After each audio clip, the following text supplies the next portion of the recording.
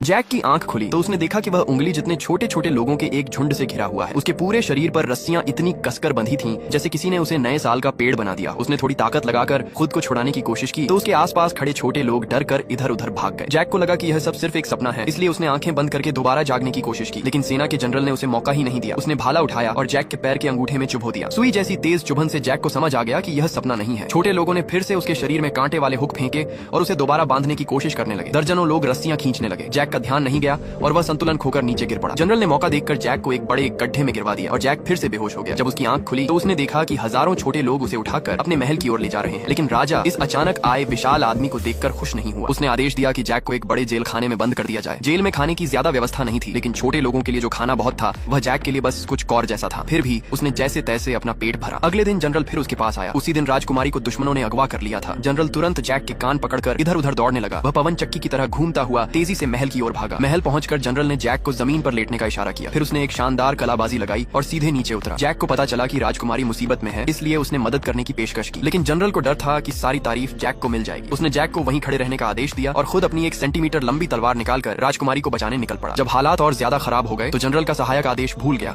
और उसने सीधे वह स्विच दबा दिया जिससे जैक की सारी जंजीरें खुल गईं। तभी दुश्मन राजकुमारी को लेकर जाने ही वाले थे कि जैक किसी देवदूत की तरह उनके सामने खड़ा हो गया। दुश्मनों की आंखों के सामने जैक ने एक एक करके सभी को पकड़कर ऐसे पानी में फेंक दिया जैसे कोई मुर्गी के बच्चों को उठा रहा हो। इसके बाद वह राजकुमारी को सुरक्षित जगह पर ले गया। जब जनरल महल के अंदर पहुंचा तब तक राजकुमारी वहां से गायब हो चुकी थी। राजकुमारी जैक का धन्यवाद करने ही वाली थी कि तभी महल में फिर से खतरे का अलार्म बज उठा। पता चला कि महल में एक और हादसा हो गया है और राजा अपने ही शयन कक्ष में फंस गया है। हालात बेहद गंभीर थे। जैक तेजी से आग लगी जगह पर पहुंचा। उसने देखा कि राजा अपने कमरे में फंसा हुआ है। जैक ने उसे हाथ से निकालने की कोशिश की, लेकिन आग इतनी भयानक थी कि उसके हाथ भी जलने लगे। आग बुझाने के लिए बहुत ज्यादा पानी की जरूरत थी। आग लगातार बढ़ती जा रही थी। आखिर जैक के पास कोई और रास्ता नहीं बचा और पानी की एक तेज धारा आग की तरफ छोड़ दी। देखते ही देखते आग बुझने लगी और राजा भी सुरक्षित हो गया। तरीका भले ही अजीब था, लेकिन उसने तुरंत काम कर दिया। जनरल उसे रोकने के लिए आगे बढ़ा, लेकिन जैक ने बचा हुआ पानी उसी की तरफ कर दिया। जनरल गुस्से से आग बबूला हो गया और उसने तुरंत जैक को मौत की सजा देने का आदेश दे दिया। लेकिन राजा समझदार था। उसने न केवल जैक की सजा माफ कर दी, बल्कि उसकी जान बचाने के लिए उसे सम्मानित करने का फैसला भी किया। जैक के सम्मान में एक भव्य दावत रखी गई। राजा ने उसके लिए ढेर सारे स्वादिष्ट खाने का इंतजाम किया। उसने जैक के आकार के हिसाब से समुद्र किनारे एक बड़ा घर भी बनवाने का आदेश दिया। राजा ने जैक के लिए एक विशाल पंखा बनवाया ताकि उसे गर्मी न लगे। जब जैक कॉफी पीता तो कई छोटे नौकर उसकी सेवा में लगे रहते। उसके बाल काटने के लिए भी कई छोटे नाई रखे गए थे। मालिश की बात तो अलग ही थी। राजा ने उसके लिए पूरा एक छोटा दल तैयार कर दिया जो मिलकर उसकी मालिश करता था। जैक के मनोरंजन के लिए राजा ने बहुत पैसा खर्च करके एक खास थिएटर भी बनवाया। वहाँ अभिनय करने वाले कलाकार असली लोग थे। इस तरह जैक कई महीनों तक उस छोटे से देश में आराम से रहा। उसकी बहादुरी से खुश होकर